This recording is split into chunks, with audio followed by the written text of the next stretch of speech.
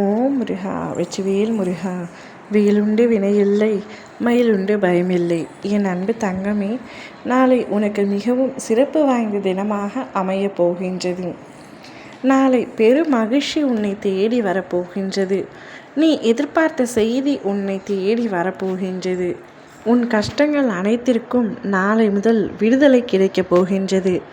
எப்பொழுதப்பா நான் சந்தோஷமாக இருப்பேன், எப்பொழுதப்பா நான் நிம்மதியாக இருப்பேன், எப்பொழுதும் ஏதாவது ஒரு பிரச்சனை என்னை சூழ்ந்து கொண்டே இருக்கின்றதே, அனைத்தும் எப்பொழுதப்பா முடியும் என்று கேட்டுக்கொண்டே இருந்தாய் அல்லவா? அனைத்தும் இன்று இரவோடு உனக்கு முடிந்து நாளை முதல் உனக்கு விடுதலை கிடைக்கப் போகின்றது தங்கமே. உன்னை விட்டு விலகப் போகின்றது. இவ்வுலகில் அனைத்து ராசிகளும் என்னுடைய கட்டளைக்கு உட்பட்டவை. அதை யாராலும் மாற்ற முடியாது. யாராக இருந்தாலும் விதிக்கப்பட்ட கர்ம வினைகளை அனுபவித்துத்தான் ஆக வேண்டும். அதுதான் உலக நியதி. ஆனால் உன் கர்ம பலன்களையும் அனைத்து ஜீவராசியின் கர்ம பலன்களையும் சேர்த்து நான் சுமந்து கொண்டிருக்கின்றேன். நீ என் மீது வைக்கின்ற நம்பிக்கையும் உனது பக்தியாலும் நீ வேண்டிக் கொள்ளும் அனைத்துமே உனக்கு கிடைக்கும் என்பதை மட்டும் மறந்து விடாதே. கிடைக்க சற்று தாமதமாகலாம், ஆனால் தப்பாமல் உனக்கு கிடைக்கும். நீ என் மீது கொண்டிருந்த நம்பிக்கை உனக்கு நிச்சயமாக நல்லதை நடத்தி தரும். தினம் ஒவ்வொரு பரீட்சை உன் மனமே உன்னை நடத்தி பார்க்கின்றது. ஒவ்வொரு நாளும் ஒவ்வொரு பதிலை தருகின்றது. அதுவே உன்னுடைய வாழ்க்கையில் நிகழ்ந்து கொண்டிருக்கின்றது. நீ தாண்டி கடந்து வந்த நிமிடங்கள் உன் மனதின் பக்குவத்தையும் உயர்வான பாதையையும் காண்பிக்கின்றது.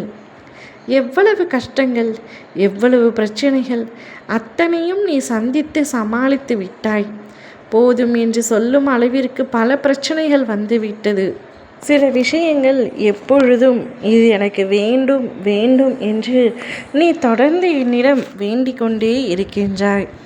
அந்த விஷயத்தை செய்து கொடுப்பீர்கள் என்று நான் நம்புகின்றேன் அப்பா என்று நாள்தோறும் என்னை வணங்குகின்றாய். நல்ல விஷயம் உன்னை தேடி வரப்போகின்றது தான் தங்கமே. அது நீ எதிர்பார்த்த மகிழ்ச்சியாகத்தான் இருக்கும். என் வாழ்க்கையில் இன்னும் நடைபெறவில்லையே என்று நீ நினைக்கின்ற விஷயங்கள் கூட நிச்சயமாக இனி ஒவ்வொன்றாக நடக்கப் போகின்றது. கைவிட்டு போய்விட்டதே என்று நினைக்காதே. எதுவும் உன்னை விட்டு எளிதாக செல்ல நான் விடமாட்டேன்.